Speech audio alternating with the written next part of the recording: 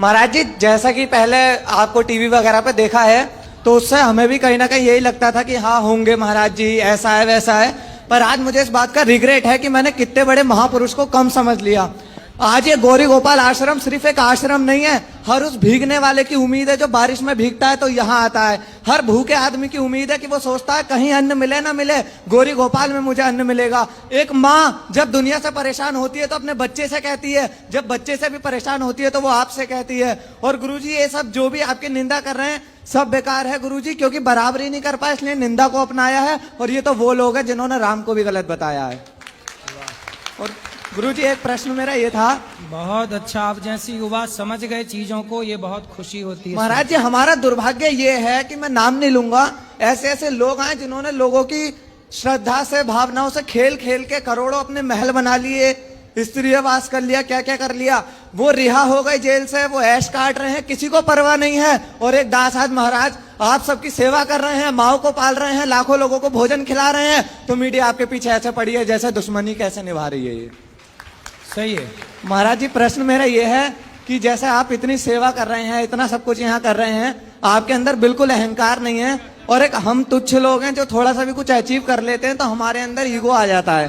तो उसको कैसे बैलेंस कर सकते हैं, ईगो को कैसे अपने अंदर का ईगो खत्म कर सकते हैं सर्विस प्रोवाइड करने के बाद भी? सदा यही भाव रखना चाहिए कि हम कुछ नहीं कर रहे हैं, भगवान ही सब करते हैं और भगवान हमसे सब करवाते हैं।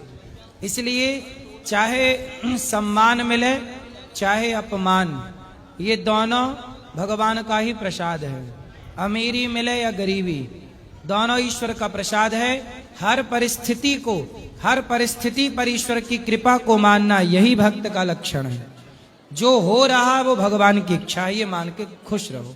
और गुरुजी आज कर्म करते रहो, अच्छा काम करते रहो, आगे बढ़ते रहो। एक चीज और कह रहा हूं मैं कि मैं ज्यादा औकात तो कुछ है नहीं, बस कि अभी स्टूडेंट ही हूँ, ज्यादा अर्न नहीं करता।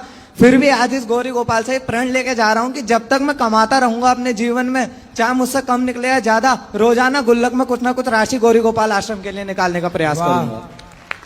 भगवान सुखी रखें आपको, खूब आपकी तरक्की हो, जो आप बहुत बड़े बनेंगे, मुझे विश्वास है। जो व्यक्ति दूसरों के लिए करता है, दूसरों के लिए सोचता है, उसके लिए ईश्वर सोचना स्टार्ट कर। महाराज जी, मैंने वो चीज फील करी है। मैं दंडवती लगा रहा था अभी, तो मतलब भूख लगती थी तो मैं रुक के गौरी गोपाल आ जाता था, फिर शुरू करता था।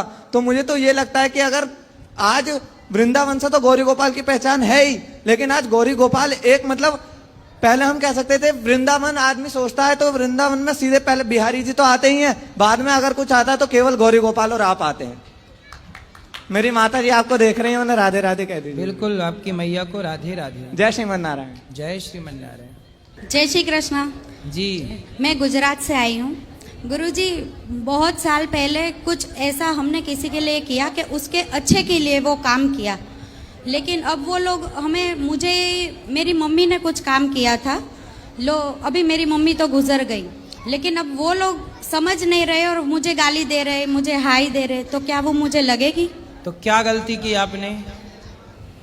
क्या मेरे आवाज नहीं आई? आपने क्या गलती की कि आपको हाय दे रहे हैं?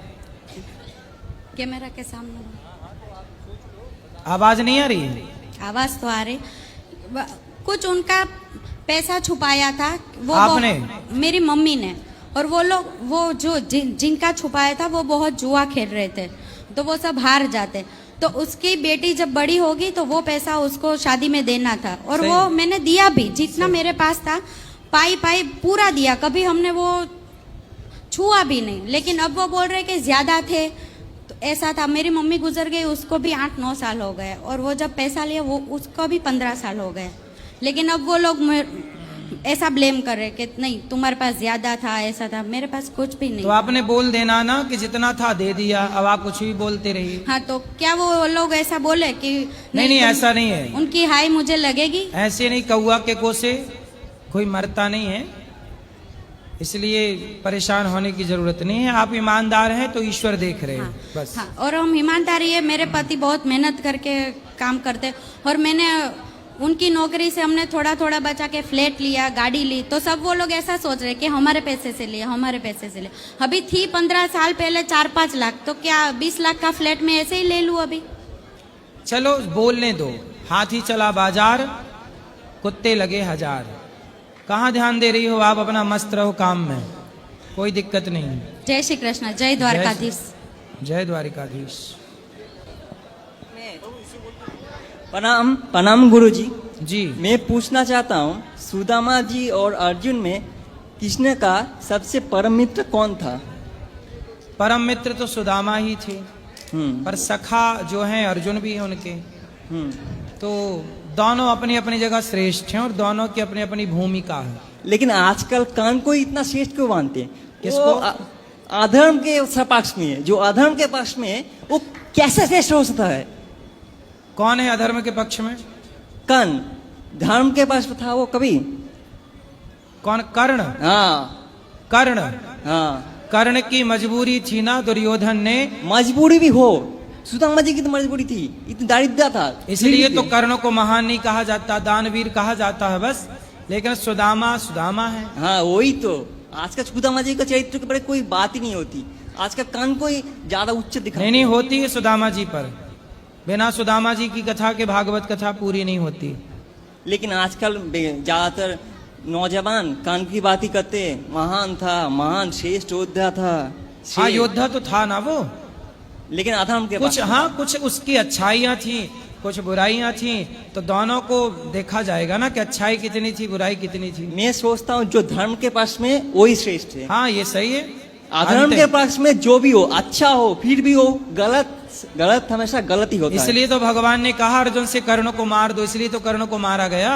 हाँ। क्योंकि वो अधर्म के साथ थे। वही वही सही है। सही। राधे राधे गुरु जी, जी आपके चरणों में कोटि कोटि प्रणाम। खुश रहिए। प्रभु जी, हम जानना चाहते हैं, हम झारखंड के कन्हैया स्थान से आए हैं, कन्हई नाटशाला भी बोलते हैं, और इनको इस जगह का नाम गुप्त वृंदावन भी कहते हैं। अच्छा।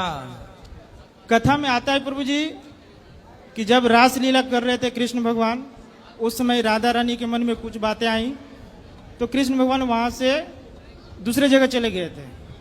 तो कथा में आता है कि जो दूसरे जगह गए थे वो कन्हैया स्थान में ही गए थे, इसलिए उस जगह का नाम वृंदावन रखा गया है। और गुप्त वृंदावन के नाम से सारे विश्व के लोग जानते हैं।